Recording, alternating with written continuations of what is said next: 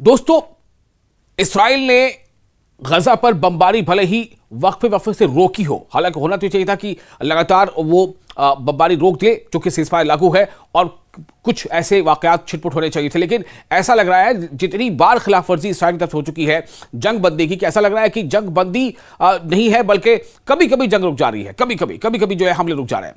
लेकिन इसी बीच एक बड़ी खबर आपको दे दे रहे हैं, यमन, जी हां, वही यमन जहां के हौसियों ने इसराइल के नाक पे दम कर रखा था। ठीक है कि यमन की ताकत इसराइल की ताकत की जैसी नहीं है, लेकिन जो यमन के लोगों का जज्बा है, जो ईमानियात का जज्बा है, जो हक के साथ खड़े रहने का जज्बा है, उसमें इसराइल से वो 10 गुना ज्यादा है। जो मजलूमों और बेबसों का साथ देने का जज्बा है, जो जालिमों का हाथ पकड़ने का जज्बा है, उसमें वो इसराइल से 10 गुना से भी ज्यादा है। अब एक खबर आ रही है कि यमन की जो तहरीक अंसारुल्लाह के कायद हैं अब्दुल मलिक हौसी, जो उनके लीडर हैं अब्दुल मलिक अल हौसी, कौन है ये यमन की जो तहरीक अंसारुल्लाह नाम की एक तहरीक है वहां पर, तो अंसारुल्लाह तहरीक के कायद अब्दुल मलिक अल हौसी, जिनका यमन के एक बड़े एरिया पर कब्जा है, यानी कि वहां पर उनकी वो काबिज है के लिए, या वहां पर उनकी हुक्मरानी है। तो अंसारुल्लाह के कायद उनके ज़ेरे कंट्रोल में है यमन का एक बड़ा काफी बड़ा हिस्सा।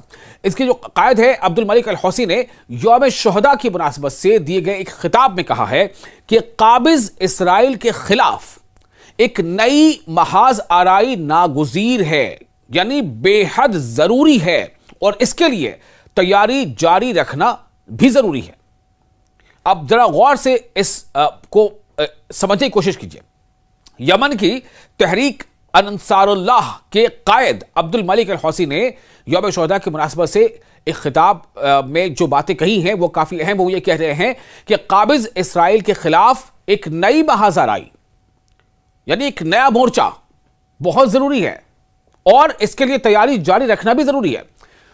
दरअसल जिस तरह से हर कुछ अरसे के बाद इसराइल की तरफ से इस तरह की कार्रवाई होती रहती है, और जो मुबस्सिरीन कहते आ रहे हैं कि इसराइल ऐसे ही हर बार कुछ ना कुछ बहाने से वो इस तरह की चीजें होती हैं, और वो हर बार फलस्तीन के एक बड़े हिस्से पे फिर से वो काबिज हो जाता है, थोड़ा सा हटता है लेकिन फिर बड़े हिस्से पे काबिज हो जाता है। ये जो रविश है उसके खिलाफ करने का ये इशारा कर रहे हैं उन्होंने, यानी अब्दुल मलिक अल हौसी ने वाज़ेह किया है कि हम अगली लड़ाई के लिए बुनियाद इस तैयारी पर रख रहे हैं, और दुश्मन या जो भी इसमें मुलविस हो उसके खिलाफ मुकाबले के लिए तैयार रहना चाहिए।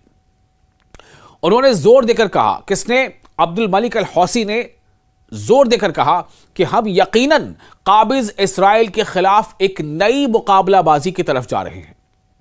चूंकि जिस तरह से यह देखा जा रहा है, आप देखिए दुनिया के तमाम बड़े मुल्कों की कोशिश से, जिसमें अमेरिका, ब्रिटेन, अरब ममालिक, तुर्की, ऐसे तमाम ममालिक शामिल रहे, उनकी कोशिश से मिस्र के शर्म शेख में जो सीज फायर को लेकर वहां पर एक आला सतही जो है वहां पर एक समिट हुई और सरबराही समिट हुई थी, तो उसमें तय होने के बावजूद, उसमें फरीकैन की तरफ से दस्तखत होने के बावजूद तकरीबन 60-70 बार अब तक इसराइल की जानिब से इस सीज फायर का वायोलेशन हो चुका है। यानी इस सीज फायर को लागू हुए अभी 60-70 दिन हुए नहीं है, लेकिन इसकी खिलाफवर्जी 60-70 दफा हो चुकी है, और खासतौर से अलग अलग हिकमत अमली के साथ सीधी तौर पर कई बार इसराइली फौजी उसमें शामिल नहीं भी होते। 3 से 4 बार तो एयर स्ट्राइक कर दी है मशरिकी गजा में, रफा के आसपास के इलाकों में, खान यूनिस में। तो इसीलिए कहीं ना कहीं जो यमन के जो हौसी कायद हैं मलिक अल हौसी, उनका यह कहना है, वो कह रहे हैं कि यमनी कायद ने कहा कि खित्ते का इस्तेहकाम, यानी उसकी जो स्टेबिलिटी है इस पूरे रीजन की, उसकी सलामती और उसका अमन मुमकिन नहीं है जब तक काबिज इसराइल फलस्तीन पर काबिज है, जब तक इसराइल फलस्तीन पर काबिज है। क्योंकि आपको पता है ना कि फलस्तीन के एक बड़े हिस्से पर इसराइल का कंट्रोल है, और मांग लगातार ये उठ रही है, या हमास या दूसरी जो भी तंजीमें हैं दरअसल वो ये चाहती हैं कि इसराइल ये कब्जा खत्म करे और फलस्तीन को अपने तौर पर आजाद रहने दे। इसी बात को लेकर के जो रेजोल्यूशन यूएन में पास हुआ था, जिसमें यह कहा गया था कि क्या फलस्तीन को एक अलग स्टेट, एक इंडिपेंडेंट स्टेट, एक कंट्री तस्वर किया जाए, माना जाए, तो उसको लेकर के जो वोटिंग हुई थी उसमें 193 में से 142 मुल्कों ने, यूएन के जो 193 मेंबर मुल्क हैं उनमें से 193 में से 142 मुल्कों ने इसके हामी भरी थी, इसके पक्ष में वोट दिया था। इसके हक में वोट दिया था। और उनमें उनमें नाम जर्मनी का भी शामिल है, उनमें नाम ब्रिटेन का भी शामिल है, उनमें फ्रांस का भी नाम शामिल है। और बहुत दबाव अमेरिका पर भी था, इंटरनल प्रेशर था कि अमेरिका भी उसको माने, हक करे। लेकिन उसमें जो उसकी मुखालफत में जो वोटिंग हुई थी उसमें से 10 मुल्कों ने उसकी मुखालफत की थी, 193 में से 10। उन 10 में से जाहिर है कि इसराइल तो खुद था ही और खुद अमेरिका भी था। तो इसीलिए कहीं ना कहीं ये बात कही जा रही है कि जब तक, उनका कहना है अब्दुल मलिक अल हौसी का, कि इस पूरे खित्ते में अमन कायम तब तक नहीं हो सकता जब तक इसराइल पूरी तरह से फलस्तीनी कब्जे को खत्म कर दे। ठीक है ना? जब तक इसराइल फलस्तीन पर कब्जे को खत्म नहीं करता तब तक इस खित्ते में अमन सलामती वो मुमकिन नहीं है। उन्होंने कहा है कि हमारी उम्मत के खिलाफ सेहूनी साजिशों को अमली तौर पर आगे बढ़ा रहा है कौन? ये इसराइल ऐसा कर रहा है। अब्दुल मलिक अल हौसी का ऐसा कहना है। उन्होंने मजीद कहा कि काबिज इसराइल गजा में जंग बंदी की खिलाफ वर्जी जारी रखे हुए कत्ल और मुहासरा कर रहा है।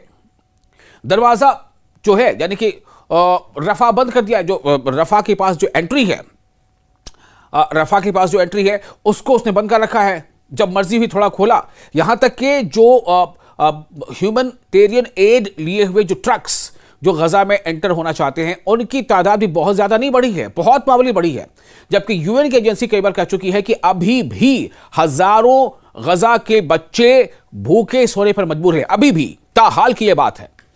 ऐसे में ह्यूमैनिटेरियन एड्स के साथ वाले जो ट्रक्स हैं, अलग अलग एनजीओज के, खुद यूएन की एजेंसीज के, अलग अलग मुल्कों के, उन्हें पूरी तरह से गजा के अंदर जाने की इजाजत इसराइल जो है नहीं दे रहा, रोक रहा है। तो इसको ये कहा, ये इस पर उनका इशारा है कि जो रफा के जो एंट्रेंस है उसको बंद कर रखा है और इमदाद रोक रहा है। अब्दुल मलिक अल हौसी ने कैदियों के मामले पर भी बात की और कहा कि काबिज दुश्मन की उनके खिलाफ रवा रखी गई वहशियाना हरकत अभी भी जारी हैं और मुर्दा अजसाम यानी जो डेड बॉडीज हैं, मुर्दा अजसाम, जिस्म का प्लूरल अजसाम, मुर्दा अजसाम ने बाज कैदियों पर किए गए तशद्दुद की मुहीब तस्वीर पेश की है। यानी जो इसराइल ने जो डेड बॉडीज हमास को या फिलिस्तीन को के हवाले की हैं, उन डेड बॉडीज को जो तय हुआ था कि हमास भी जो है उन हॉस्टेजेस की डेड बॉडीज को जिनकी मौत हो गई है इसराइल को वापस करेगा। उसके बदले में फिलिस्तीनी जेलों में बंद जो फिलिस्तीनी हैं, जो गजा के लोग हैं, उनकी जो डेड बॉडीज हैं उनको भी जो है इसराइल वापस करेगा। तो जिस तरह की उसकी जो हैयत देखने को मिली है और जिस हाल में उसने वापस किया है इसराइल ने फिलिस्तीनियों की डेड बॉडीज को, वो काफ़ी रोंगटे खड़ी कर देती है और ये एहसास कराती है कि किस तरह उन लोगों के साथ टॉर्चर हुआ है। तो उन्होंने कहा कि उन्होंने दुश्मन को इंतहाई खूनी और खतरनाक करार दिया, अब्दुल मलिक हौसी ने, और इसकी नजरियाती बुनियाद को इंतहाई खतरनाक बताया। अब्दुल मलिक अल हौसी ने लेबनान के हवाले से कहा कि मज़ाहमत के हाथ से हथियार छीनने की कोशिशें हो रही हैं जो लेबनान को जारहियत के खिलाफ महफूज रखती है, और खबरदार किया कि दुश्मन खित्ते में जो कुछ हो रहा है उसे तेल, गैस और पानी से मुतालिक इक्तिसादी मफादात के साथ जोड़ने की कोशिश कर रहा है। उन्होंने इस बात को खबरदार किया है। उन्होंने अपना खिताब इन अल्फाज के साथ खत्म किया कि हम एक ऐसे उम्मत हैं, हम एक ऐसी उम्मत हैं जिसे निशाना बनाया जा रहा है, चाहे हम पसंद करें या ना करें, और हमें इसके खिलाफ सिर्फ जिहाद ही बचा सकता है। यह अब्दुल मलिक अल हौसी का कहना है। उनका क्या कहना है? उनका यह कहना है कि हम एक ऐसी उम्मत हैं जिसे निशाना बनाया जा रहा है, चाहे हम पसंद करें या ना करें, और हमें इसके खिलाफ सिर्फ जिहाद ही बचा सकता है, न कि खौफ व सरेंडर। यानी खौफ और सरेंडर हमें नहीं बचा सकता। यानी वो इशारा कर रहे हैं कि जो लेबनान में कोशिशें हो रही हैं कि डिज़ार्म किया जाए, जो गजा में कोशिशें हो रही हैं कि फ़लस्तीनी जो हमास के जो लोग हैं उन्हें डिज़ार्म किया जाए, हथियार डलवाए जाए, उनका कहना है कि ये हमें नुकसान पहुंचाएगा और दुश्मन हमें और ज़्यादा आगे जाकर परेशान कर सकता है। हमें अपने तहफ़्फ़ुज़ के लिए ये ज़रूरी है कि हमारी अपनी सिक्योरिटी हो। ये अब्दुल मलिक अल हौसी का कहना है। अब इस बयान का क्या आगे मतलब निकल सकता है, इस बयान पर क्या रिएक्शन इसराइल का देखने सुनने को आ सकता है, या इस बयान के बाद खुद ये तमाम जो ममालिक हैं, सीरिया, लेबनान, फ़लस्तीन या आसपास के और दूसरे ममालिक, उर्दन, इनके जो सरबराह हैं वो क्या बयान देते हैं, वो इससे कितने मुत्तफ़िक़ हैं या नहीं है, क्या उनके रद्दमल आते हैं, इस पर हमारी नज़र रहेगी। और इस खित्ते से जुड़ी तमाम ऐसी खबरें हम आप तक पहुँचाते रहेंगे। आप देख रहे हैं न्यूज़ 18 का सोशल मीडिया प्लेटफॉर्म। आप अपनी राय हमें कॉमेंट बॉक्स पर शेयर कर सकते हैं।